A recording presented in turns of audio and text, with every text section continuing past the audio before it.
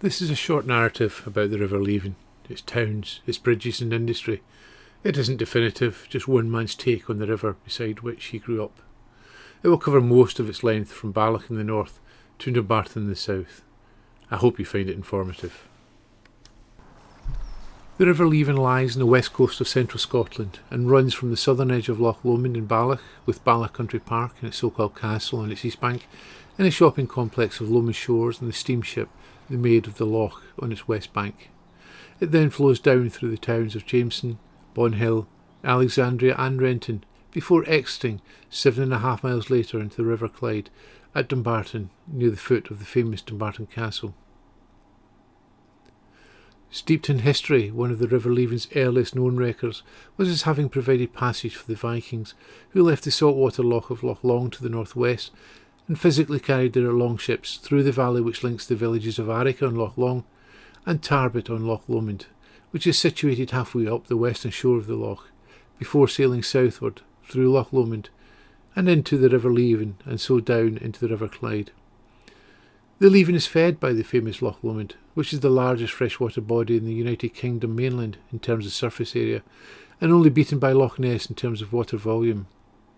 Loch Lomond has a length of approximately 24 miles, or 39 kilometres, and at its widest point is around 5 miles wide, or 8 kilometres wide. Although it has an average depth of just 37 metres, it does plunge to over 190 metres at the north end of the loch. Given the immense scale of the loch, it is somewhat surprising that while Loch Lomond has many feeder rivers, the only river which carries its water to the sea is the River Leven. The area in Balloch is the most touristic in appearance, and occasionally we can see the rare exotic visitor to the river, as you can see here in the mandarin ducks which have taken up residence amongst the mallards and goosanders which form the main water birds of the river.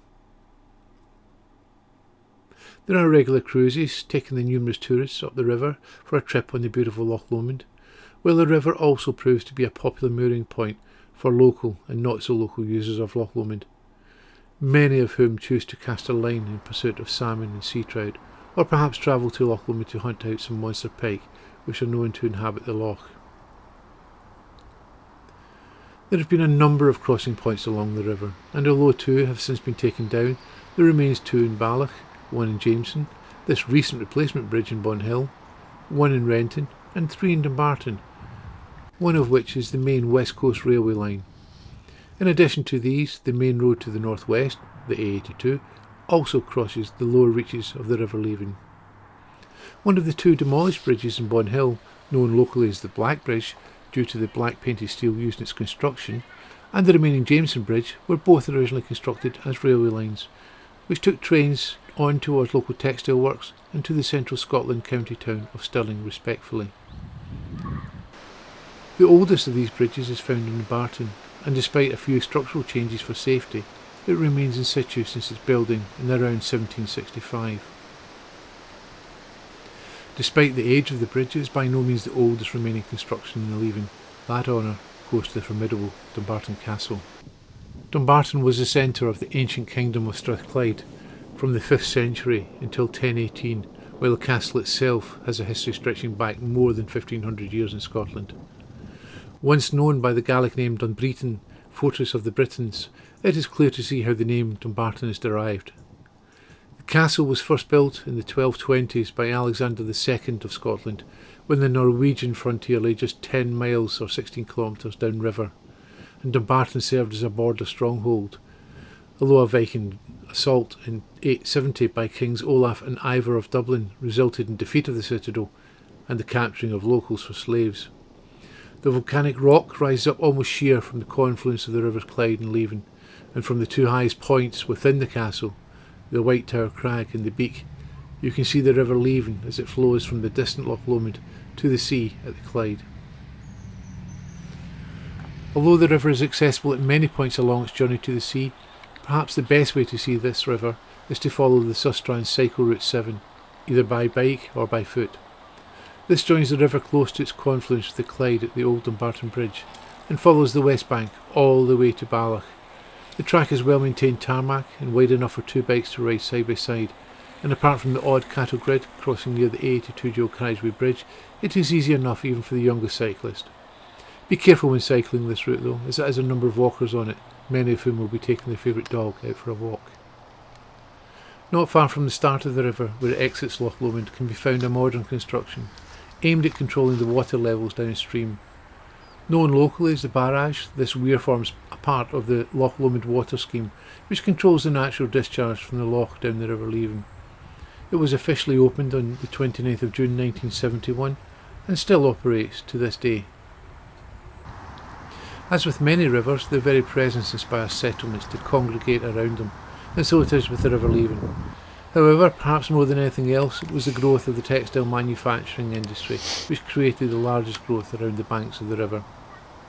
It was a gathering of many related cloth industries, such as bleach fields, print fields, dye works and cotton works, which gave employment to thousands, many of whom were local, but many more from outside the townships amassed on the banks of the Leven to sell their services as skilled workers in the textile industry. This industry had its conception around the turn of the 18th century, largely as a small cottage-type industry, before becoming more formalised in or around 1715. Although the manufacturing of textiles were actually carried out elsewhere, the bleaching or finishing of the cloth was the activity being carried out using the clean, fast-flowing waters of the Leven to help clean and bleach the cloth prior to any further dyeing or printing processes. By 1728 the industry had grown under the company of Walter Stirling and Archibald Duncan, who were located at Dilhun and traded as the Dilhun Bleaching Company. Today, as with many large factory sites, all the original bleaching and block printing works have now been replaced with domestic buildings, catering for the local population.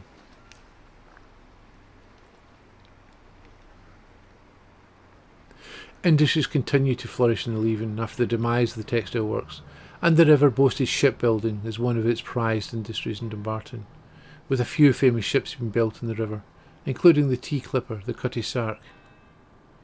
Remnants of this particular industry are still clearly visible near the mouth of the river, where it joins the Clyde.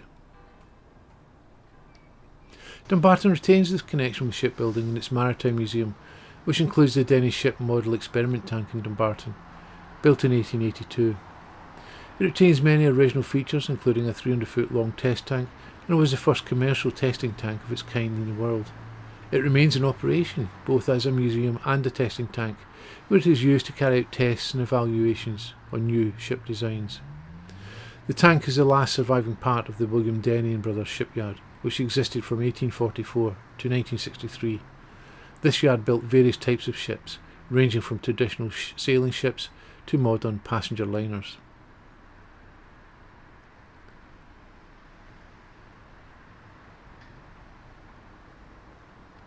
The river also has strong links to the whisky trade, with Ballantynes among other boasting a presence along its banks.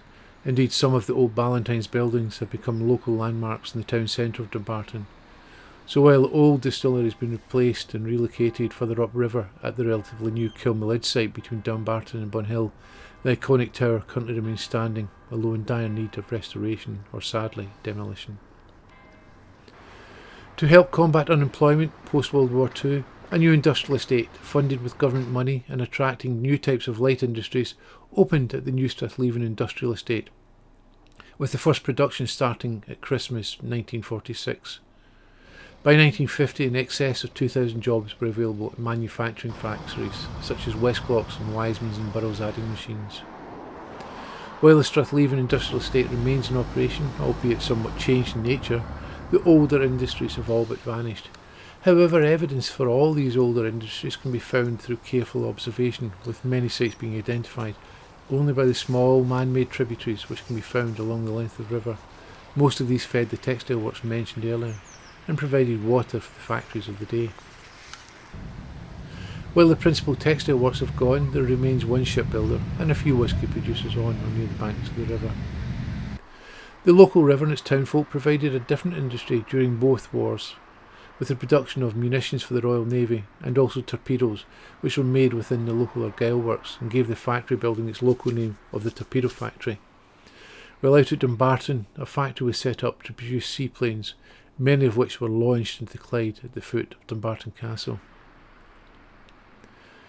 While the Argyll Works factory did indeed contribute to the war effort, it was originally built at the turn of the century to produce early versions of the modern day motor car, as can be seen from the intricate sculpture work above the main entrance door.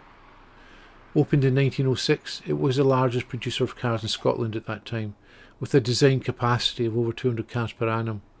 However, its life as a car production factory was short-lived due to various reasons, and it closed in 1914. Today the factory has been converted into a local shopping arcade. So as the seabirds sing in the distance and as the sun sets over the small river on the west coast of Scotland, I like to look at the abstract reflections in the water and reflect on the impact and influence this River Clyde tributary has had on the local area and its people, both past and present, and know that when I, as many before me, pass on, that the Leven will continue its high-paced dance towards the sea and bring pleasure to those now and in the future who choose to look upon it and enjoy it.